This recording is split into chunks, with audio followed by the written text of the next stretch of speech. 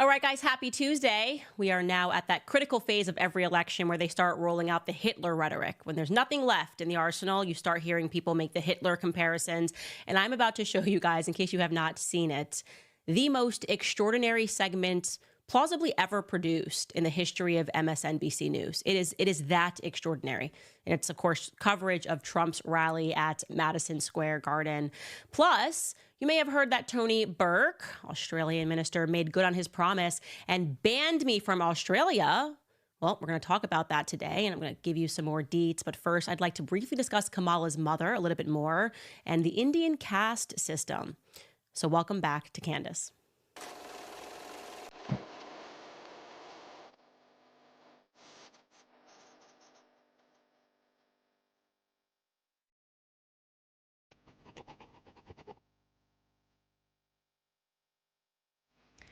I see someone right now in the comments saying, Candace, I'm reading chaos. I'm so happy to see so many of you guys now diving into the MKUltra program. I am just over the moon about the fact that so many of you enjoyed the conversation that I had with Yoichi Clark. I wish we could have had him in person, but he is on an assignment down in New Mexico and barely had any service. So I just felt that it was important enough for us to just get him in any regard to speak about what he knew about Kamala's family and about what she was involved in San Francisco. And it's scary. Yes, we were talking about not just the MKUltra program, but also open borders, what it is that they've been trying to accomplish, the cartels. And strangely, as many of you guys noted in the comments, it's almost the only thing that makes sense. What he was telling us is the only thing that really makes sense, because we just keep seeing Kamala weaving in and out of so many personalities. Like, she really does have a Taylor Swift blank space baby, right? Like, she can just insert any personality that she wants to. And by the way, there's no better example of that than yet another accent.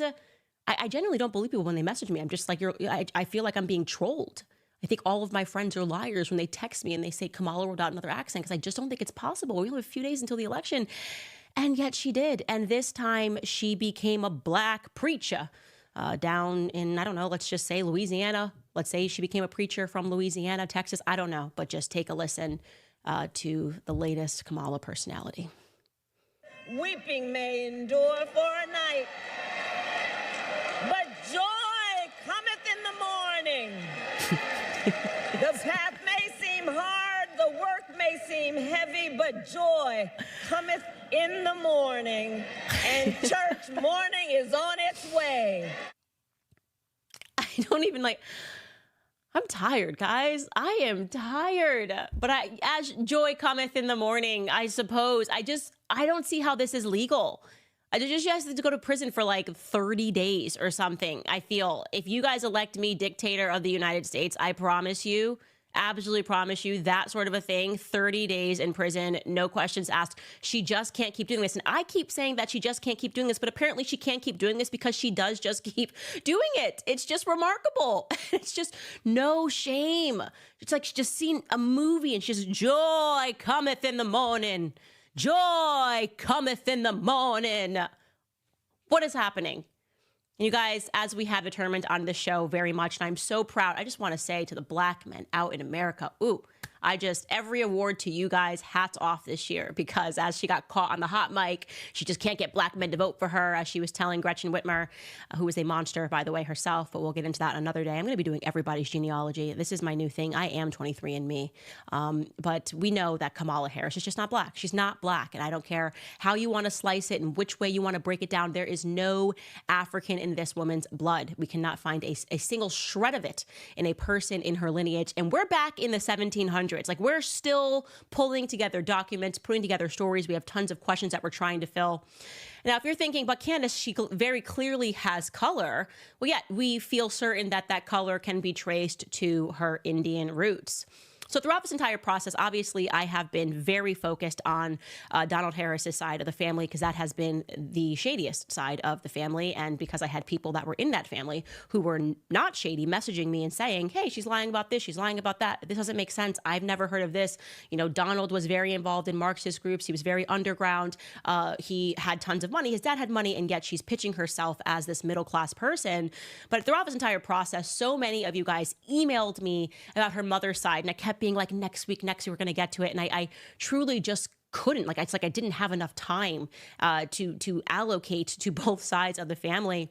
But I did want to briefly touch upon this because I think it's really important. The people that were saying to me, especially people that are Indian, saying that, Candace, you need to speak about the Indian caste system, because apparently, and I really am just learning this, but Shamala Gopal's family, that's Kamala's mother, sits at the very top of it. So today we're going to give you just a brief historical understanding in case you're not entirely brushed up on the social hierarchy in India, because many people would, why would you be brushed up on that? Maybe you vaguely recall it from some social studies class, but I'm going to just give you the definition as it's provided just on a basic internet definition of what the caste system is.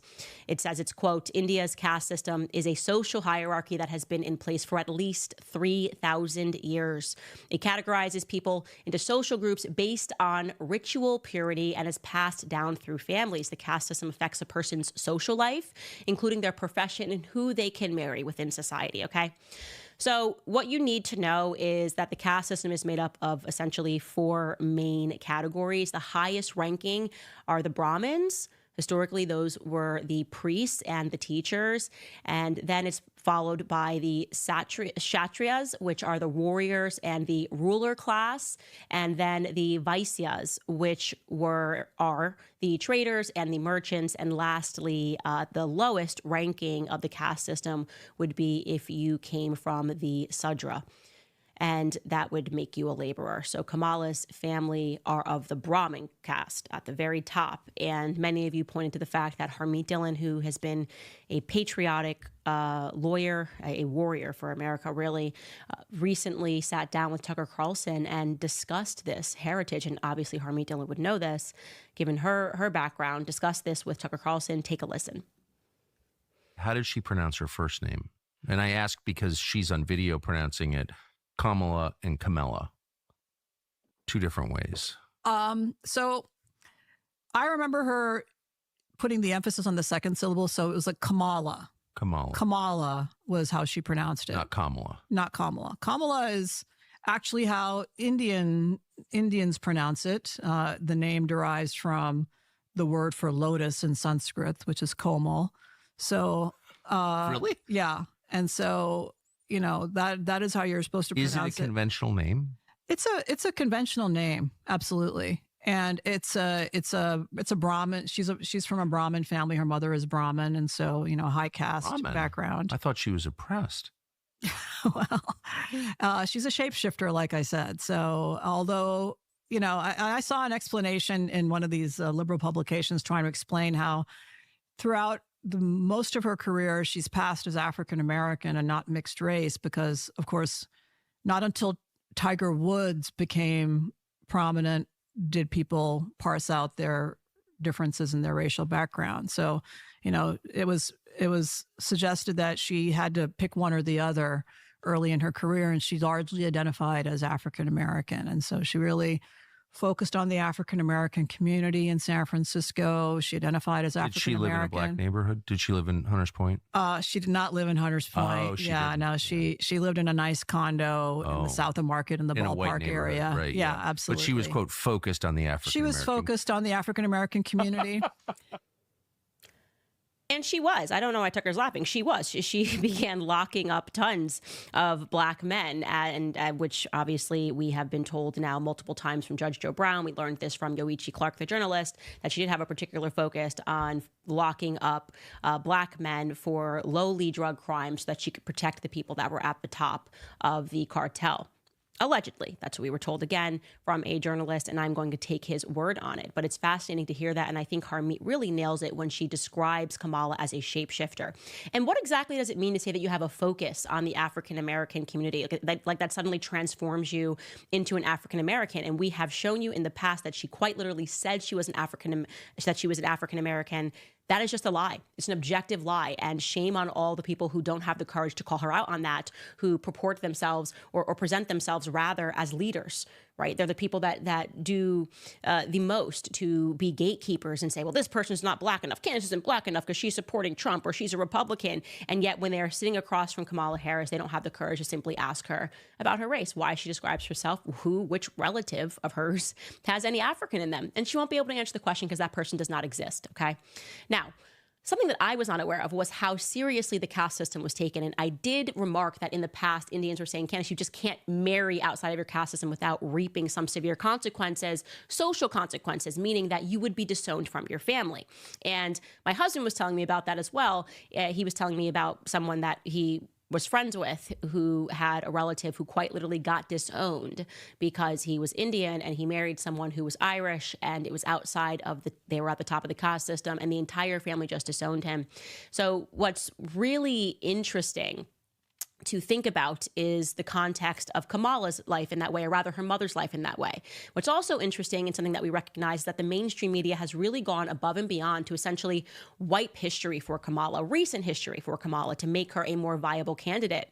As just one example, they used to write extensively about the fact, really came within an inch of calling Kamala a hoe. Like if you go back and you read San Francisco articles when she was dating Willie Brown, they made it very clear that she slept her way to the top and they were not happy about it.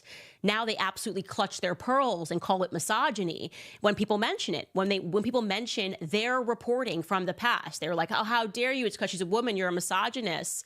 But also we discovered that the San Francisco Weekly deleted a piece almost entirely. I mean, we had to, it wasn't even on the Wayback Machine. We had to go onto a different archive site to verify that this quotation was real. It was a piece that the San Francisco Weekly did from 2003, which was an interview with Kamala's mother, Shamla Goplan, in which Shamla confirms that this caste system is real and that her bloodline goes back thousands of years. And that was in a piece that was entitled, by the way, Kamala's Karma. The purpose of the piece was they were essentially saying that she was having issues with re-election because so many people were basically saying, why are you here? You slept your way to the top. So maybe this is her karma for, not making, I guess, a more legitimate entry into the political scene rather than sleeping with an older married man. So this is directly from the piece. I'm going to read it. It says, Shamla immigrated to America from her native India in the early 1960s. Shamla's father was a high-ranking Indian civil servant. Her mother was an upper-class feminist concerned that the women who did her laundry were the victims of domestic violence. And this is a direct quote from Shamla from this piece. It reads, quote, in Indian society, we go by birth. We are Brahmins. That is the top caste. Please do not confuse this with class, which is only about money. For Brahmins, the bloodline is the most important. My family name, Goplan, goes back more than 1,000 years, end quote. So you have a woman who said this in 2003, obviously sounds proud when she says this, like we go all the way back 1,000 years, the bloodline matters to us. And she chooses to marry Donald Harris. Why? And then after marrying Donald Harris, neither she nor her children were disowned by her parents of the Brahmin class who worked in the government. Why weren't they disowned? That's supposed to be par for the course. They should want nothing to do with you because you married outside of the Brahmin caste. So what does that signal? What does that signal to us that they were not disowned, that we have this book of pictures of Kamala traveling with her grandfather, and she's got multiple pictures of her mother's parents visiting her in San Francisco. Then there's also this piece, right? So Kamala's aunt was recently interviewed about this historic run, and she's speaking all about Kamala and how she makes all of these Indian meals and how her mother raised her, surrounded by the Indian culture. But then she gets rather, I would say, suspiciously mum when it comes to the topic of Kamala's blackness. Take a listen. I'm surely you've seen her videos of making Indian cuisine and Indian food. So what do you think about that? Good for her. I'm glad about it. But mostly, nowadays her cook is my younger sister from Canada. She goes to, every now and then Kamala and her husband call her and she goes to visit them. She stays with them for 4 or 5 days and cooks good South Indian food for them for 4 or 5 days and comes back. Ma'am, looking ahead, Kamala Harris has also said that I'm a black woman who's got into the vice president post, but I will not be the last. And many are also saying that she will be the future president in 2024. Your take on that, ma'am? I don't know. I have no comment. She's got no comment on that. She's got no comment on that because I think it probably makes her uncomfortable to speak about Kamala in the context of her historic blackness, just like it now makes Kamala herself uncomfortable to speak about her race in the context of her historic blackness, whatever that means. Ever since we've started doing the series, she no longer wants to speak about it. We've noticed that it's just something that she just wants to eliminate entirely, hoping that people will go through the polls before her deception is discovered, but it's already been discovered. So here's my suspicion. My suspicion is that the reason that her mother was not disowned for marrying Donald Harris is because what Judge Joe Brown told us that Donald Harris told him and his wife is the truth. That Donald Harris was part Hindu. And I believe he was not just part Hindu. I believe he was part of the highest caste Hindu. It makes perfect sense when the more that I'm speaking and learning, I feel like I'm becoming an expert on the history of Jamaica right now. But it is just a fact that you had an entire class of Indians move in, that they were involved with the slave trade, that they were also involved. They became the planters, they became the owners. And as this picture comes together for me, and I am seeing that Kamala seems to come from some old bloodlines herself. And we are talking about Syrian Jews, and we are talking about Indians, and we are talking about Brits, what would have been the British Empire, Irish. I'm starting to believe that this may have been the same families that were involved in the East India Company. That is the hypothesis that I am arriving at. And don't worry, because every day we're inching closer. And I just know that I almost feel like it's going to be this week where we are finally able to get a full picture of what exactly it is that Kamala is hiding. And just know that we should be very concerned, because to know the involvement that they had with the oil, that they had with the oil industry, that they had with the slave industry, and to know that she has tried to obscure all of this and make it so that people aren't even aware of her mother's involvement in the MKUltra program, means that this woman, far from being elected, has always been selected from the very beginning of her life. And I really do believe that she herself was likely experimented on psychologically from her mother. Even in that interview, her aunt talks about how strict her mother was. And that's exactly what I heard from other people, that her mother was very hard on her. And I don't think that any of these things should be the resulting president, lead to the resulting president of the United States. I think people need to vote accordingly and realize that if that woman gets into power, we may be looking at America becoming a communist country, because I believe that those are their aims. All right, guys, before we get into this next topic, I want to remind you that this episode is being sponsored by Nimi Skincare. That's my favorite skincare brand. You see me using on Instagram. They've come to be known as America's skincare company because they formulate and manufacture all of their products here in the USA, which is so unique. And they also support pro-American causes and organizations unabashedly. Nimi Skincare is the true American luxury skincare, but their prices are affordable since they deliver directly to your door and they cut out the big box retailer middleman. Nimi has everything that you need to build an awesome daily skincare regimen to cleanse, brighten, protect, and help fight the key signs of aging. Another reason that I love Nimi is that they are a Christian-led company that stands firm in their values of faith, family, and freedom. So sign up right now at NimiSkincare.com for a subscription to save 15% on your routine and save an additional 5% if you use code Candace at checkout. Plus, you'll receive a free gift on every third order. If you aren't sure where to start, just take their skincare quiz. You'll find the perfect routine for your skin type. That's Nimi, spelled Nimi, skincare.com, promo code Candace today. All right, we got to get to some really big news. I got to tell you, truly, I was at Dollywood. I took my kids to Dollywood, and I'm getting blown up everywhere. You're trending Australia. You're banned from Australia. Your visa's being banned. Do you want to comment? I mean, literally, it was unbelievable. And the easy answer was no. I was with my kids at Dollywood, man. I was with my toddlers, and nothing could have been more important. And but I'm going to comment on that today, because the headline, this is from news.com, Tony Burke blocks visa for far-right U.S. influencer Candace Owens. He is the immigration minister, by the way, over in Australia. And I also want to make it clear to you guys that I found out at the same time that the press found out. So his office chose to leak this. This is supposed to be a private application process. So unless I spoke about this, no one should have known about this.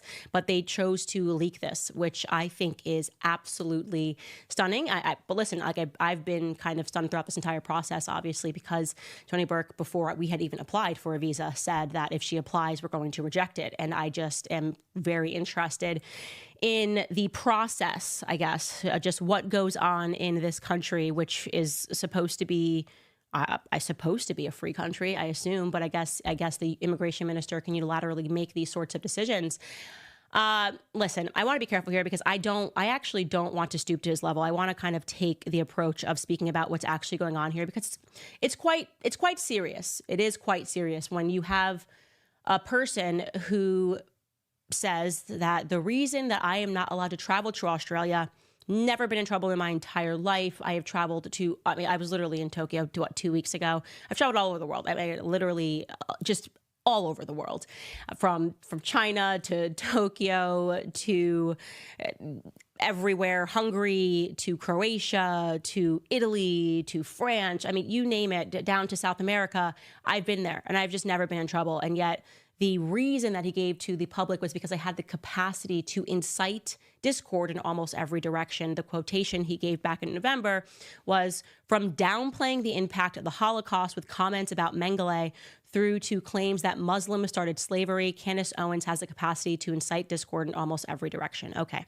So of course that's just not true. And one of the things that's really remarkable is when you see people writing these articles about things that I allegedly said, they all keep saying the ADL says she said this. So they're talking about a Zionist organization that says that she said this. I guess none of them can fact check that themselves.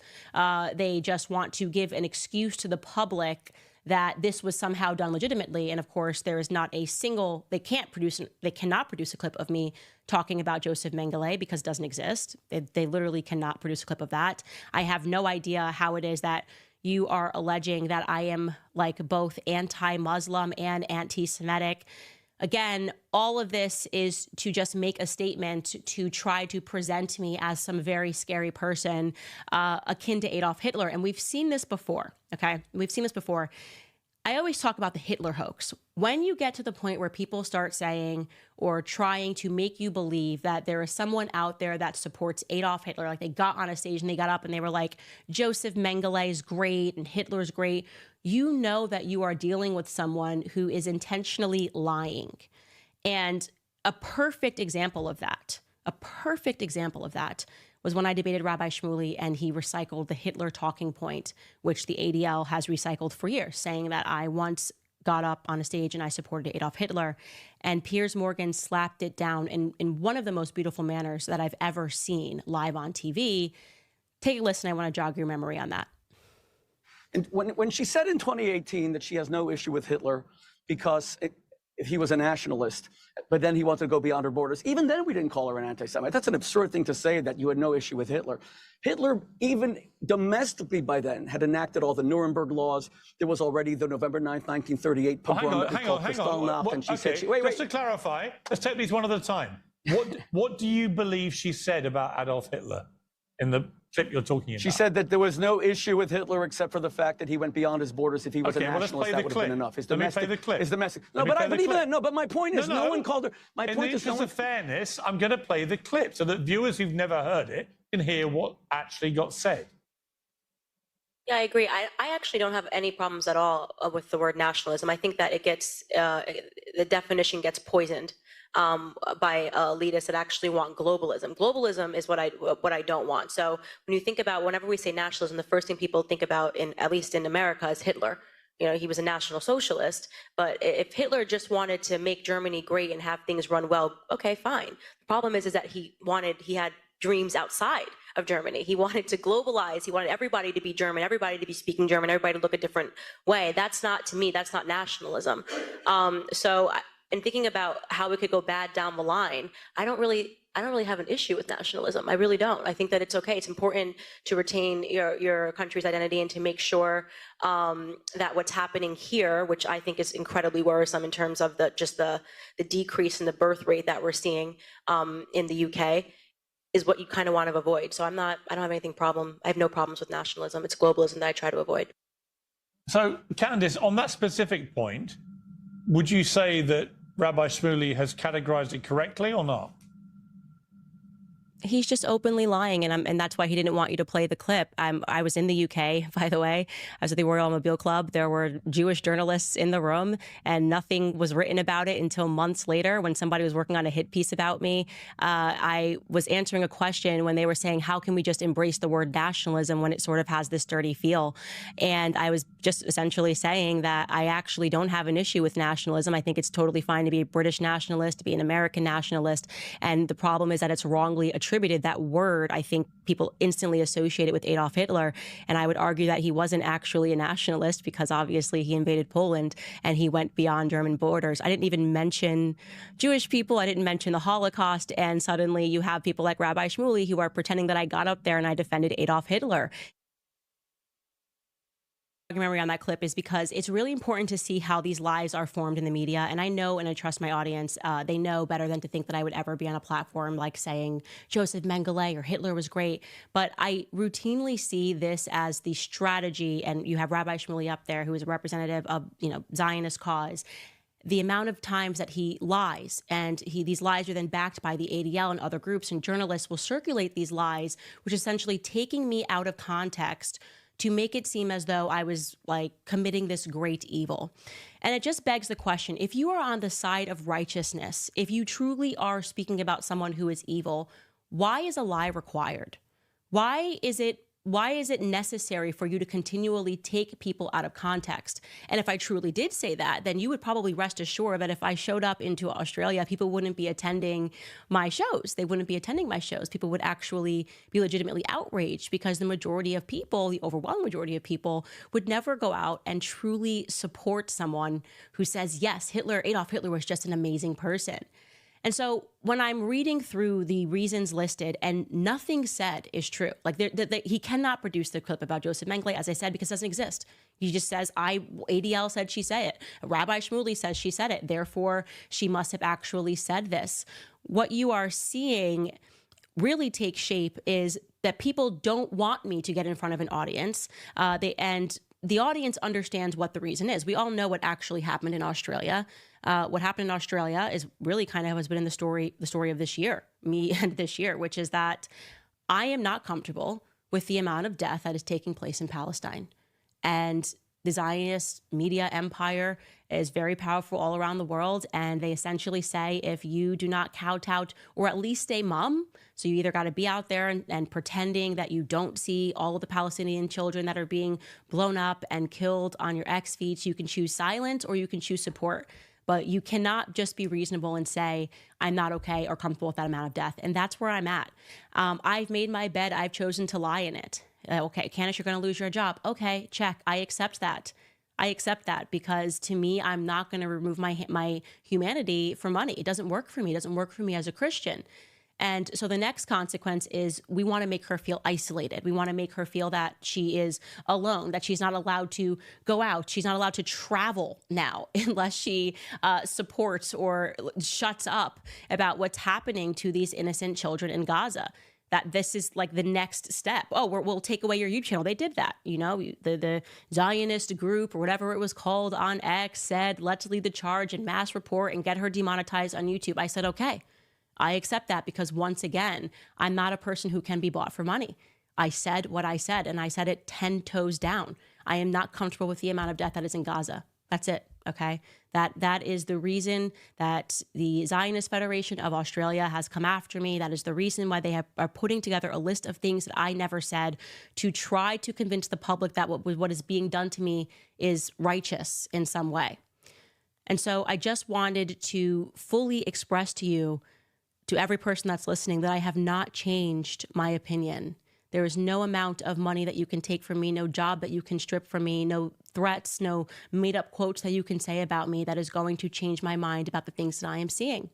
And I wish I could show you the things that I am seeing, but YouTube has all sorts of policies which essentially say that they would consider it too bloody or too gory, and I can't show you what's happening to these children. But I can show you some that don't have blood. So here is a clip of one child talking about how Her feet are bleeding from so much walking. Take a listen. ايش يا عم ايش مالك؟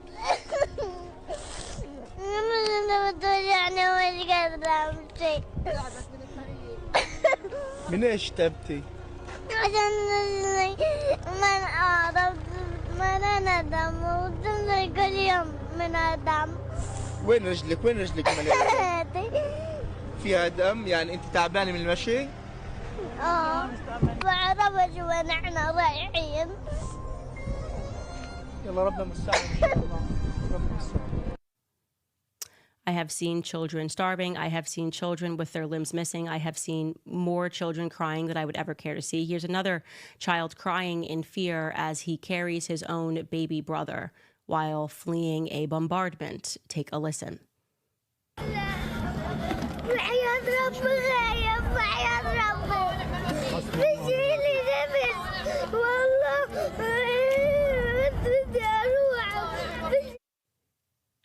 And here is an 11-year-old Palestinian girl crying, saying that she just wants her legs back after they have been blown up. Take a listen.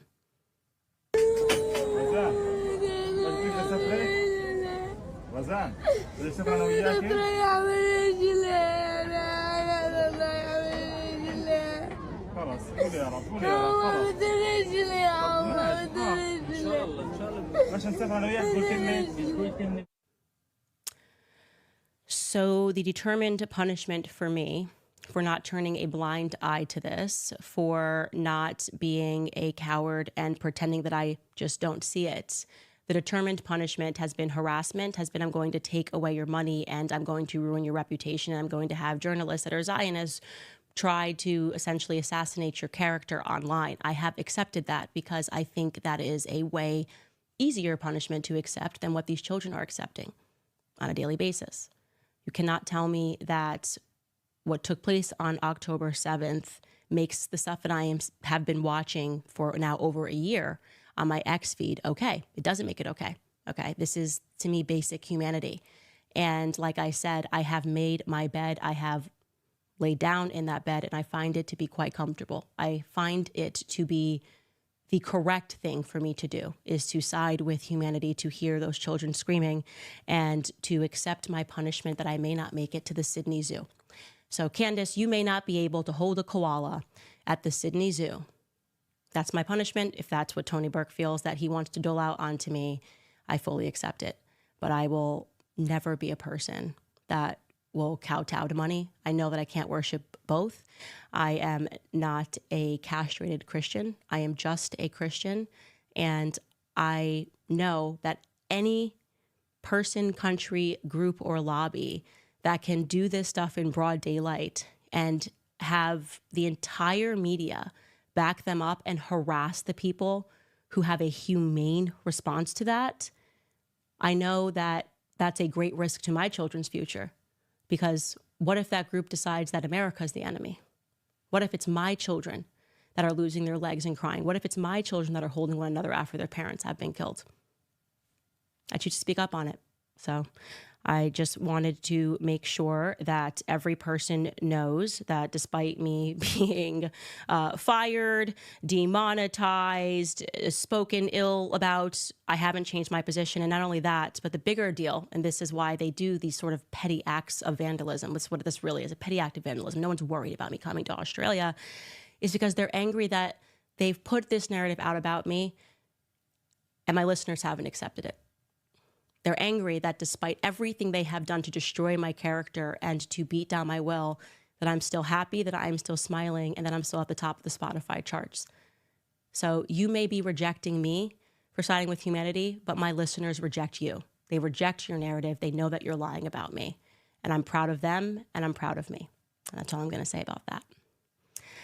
Does anyone else remember Event 201? Just before an election, Bill Gates, the World Economic Forum, and Johns Hopkins ran a pandemic simulation in October of 2019. Months later, COVID hit, and here we go again because it's October, and we're on the verge of a historic election. And after the recent bird flu summit in D.C., they had a full-scale pandemic exercise in New York City. Their playbook is the same: create chaos, bring back lockdowns, and perform medical tyranny. Last time we were caught off guard, but now we have a proven solution to protect ourselves and our families. The wellness company created the medical emergency kit, and every home in America should have at least one of these. They're packed with life-saving meds like ivermectin, amoxicillin, and a Z-Pack. It's all backed by the wellness company's medical board. Picture this: no more frantic searches for a doctor, no more emergency waiting rooms, just a few clicks and the kit is delivered to your front door. Protect your family by preparing today. Get your kit by heading over to twc.health/Candace. You can use code Candace to save $30 on your kit. Taking control and ensure you're protected against whatever comes next. Use code Candace at twc.health/Candace. Okay, in funnier news, honestly, actually, it's kind of related to the Hitler hoax. Again, if anybody ever is telling you that Hitler, and it's usually a hoax because it's just what they say when they have nothing left. And you just go, it's Hitler. They love Hitler. And MSNBC did this extraordinary thing. I wanted to show you the campaign, the Will Ferrell movie, The Campaign, because for those of you who have seen it, there's this scene and it's basically they're mocking politics, but now Will Ferrell mocking politics has become real life. And there's this scene when they're trying to figure out how to attack Cam Brady, or Cam Brady's trying to figure out how to attack the other guy. I don't remember who was attacking who. And they put together this news segment where they're like, Cam Brady has a beard. You know who else who has a beard? Al-Qaeda. People who are in Al-Qaeda have beards. Where was Cam Brady on 9/11? Like basically insinuating that because he has a beard, well, obviously he must have been in Al-Qaeda and executed 9/11. Like totally absurd and crazy. Supposed to be funny. Well, this is now real life. I'm going to show you a clip from MSNBC. And I just don't know how this is not a Will Ferrell skit. Take a listen. But that jamboree happening right now, you see it there on your screen, in that place is particularly chilling because in 1939, more than 20,000 supporters of a different fascist leader, Adolf Hitler, packed the garden for a so-called pro-America rally. A rally where speakers voiced anti-Semitic rhetoric from a stage draped with Nazi banners. When a Jewish protester rushed the stage, the Associated Press reported, quote, instantly, a dozen or more stormtroopers set upon him, knocking him down and beating him as he held his head in his arms. Most of his clothing was torn from his body. Later, he was booked for disorderly conduct. Now, against that backdrop of history, Donald Trump, the man who has threatened to use the military against opponents he calls enemies from within, who has threatened to use the troops to quell what he says are lawless cities, and to use those troops to carry out mass deportations of immigrants, is once again turning Madison Square Garden into a staging ground for extremism.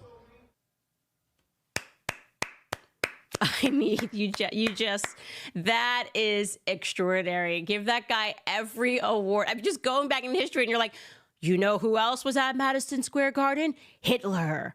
Therefore, Trump is Hitler. It's just amazing. I just love these guys. You have to enjoy it. It's crazy to me that there are people that watch that and they're just like, oh gosh, brilliant journalism. I didn't know 85 years ago there was a pro-Nazi rally. Well, clearly that must be why Trump's here, and the Knicks, and like every artist who has sold out at Madison Square Garden. Have they ever done that? Have they ever done the old, you know who else sold out Madison Square Garden?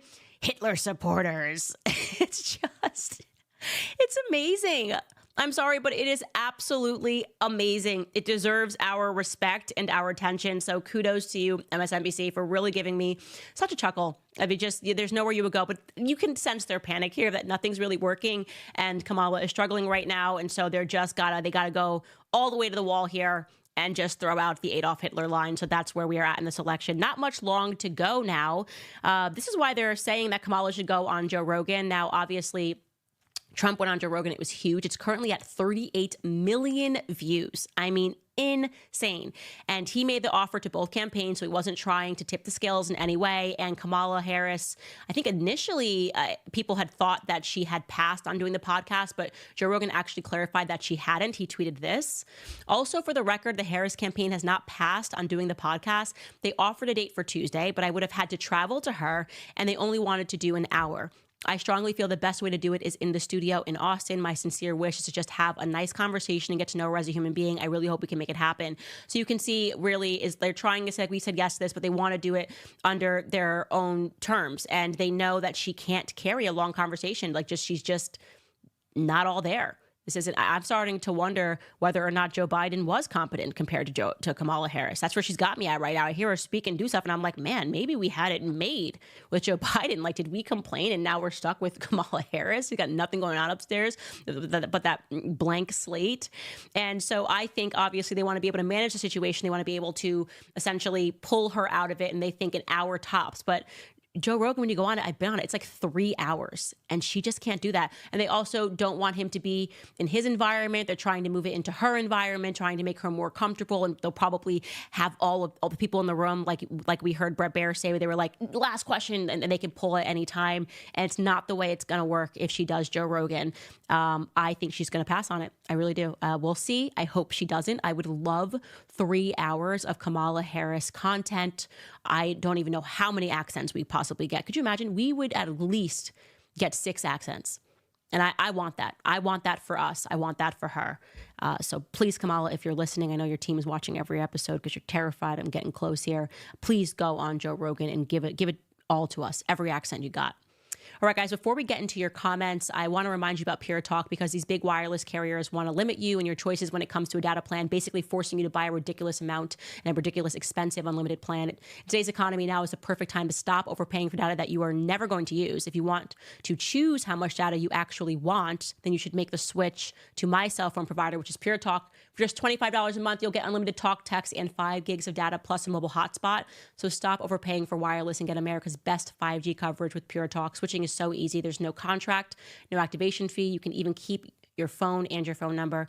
Right now, our viewers are going to save an additional 50% off your first month. Just go to puretalk.com/Owens. Again, that's puretalk.com/Owens. Okay, I'm not even going to switch to Rumble. I'm going to actually just start reading comments. We're only going to read Rumble comments because I think that's all we're really allowed to do, by the way, because I am still demonetized on YouTube, so you guys cannot write in comments here.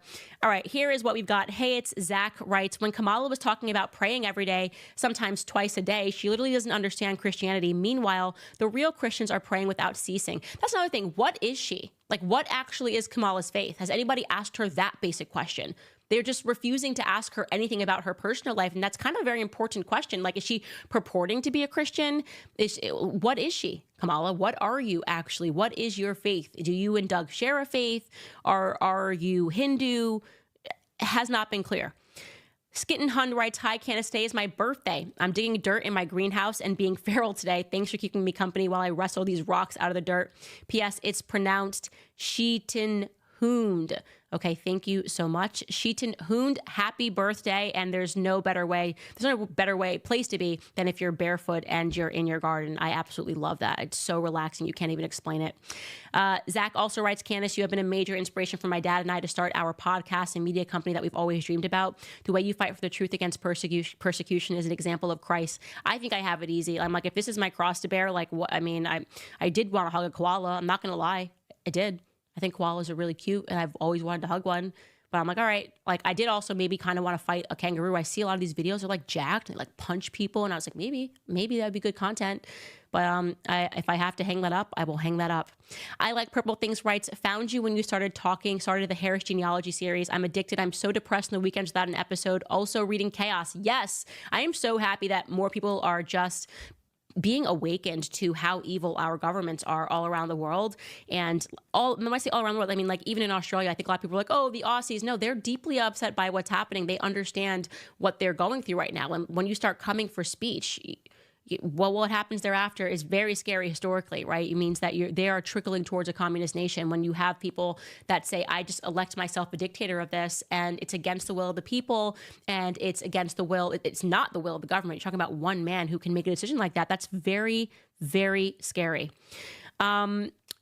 123B writes, well done and double well done, Candace. God bless you and your family. I'm with you. Thank you so much. Midnita writes, hey, Candace, have you seen the Muslims in Michigan endorsing Trump? My producer's making a note here that Trump earned endorsements from highly respected Muslim leaders during a campaign rally in Michigan. I actually had not seen that. So that is very interesting turn of events. I mean, I did know that it was presenting a problem for her, that she really wouldn't say anything much, kind of danced around the question when she was asked about what she would do regarding the Israel-Palestine conflict, but I had heard rumbles that people were going, we're not going to vote for her. That's very interesting. Ivy writes, I'm from London, England. I watch you every day. You're a big part of my awakening. You're amazing and you're so pretty. Thank you, Ivy. That is very kind of you to say. And, I love London. It's like a second home to me. And we just spend tons of time there every year. Boom, Australia writes, a lot of Aussies support you, Candace. They might be able to stop you coming here, but they will not stop us from listening to you. Thank you, guys. I mean, so many of you guys were writing me yesterday, and I just so appreciated it. And we'll see what happens. It's not, just so you guys know, it's not over. You don't have to return your tickets just yet. Like I said, he leaked this to the press. Who knows who he was trying to please by doing that. It's a very strange thing for people to want to. I think it's quite frankly disrespectful to do something like that if you are elected as a leader. But I don't know Australian politics. I'm just now getting to know Australian politics.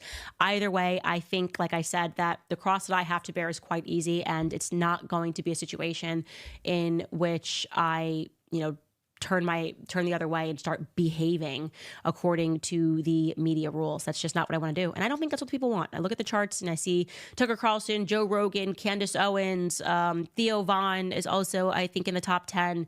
And it's very clear that people are starting to trust independent voices for at least having the courage to be honest with them about world events and not to toe these sort of corporate lines. So we'll see. Anyways, tomorrow we're going to got some fascinating stuff we have discovered about Christiana Brown. I was going to give it to you today, but I just wanted to flesh it out a little bit better. Didn't want to make any mistakes. So we'll have that for you guys tomorrow, and we will see you guys. Oh, by the way, remember, if you want to support me, go to locals.com and you can sign up to support us there. We're also on patreon.com as well. I know some people overseas say that they can't sign up on Locals, but locals.com if you want to support the show, or patreon.com if you want to support the show. We truly do rely on you guys because everywhere else we are just kind of getting banned. But that's all right. We'll see you guys tomorrow.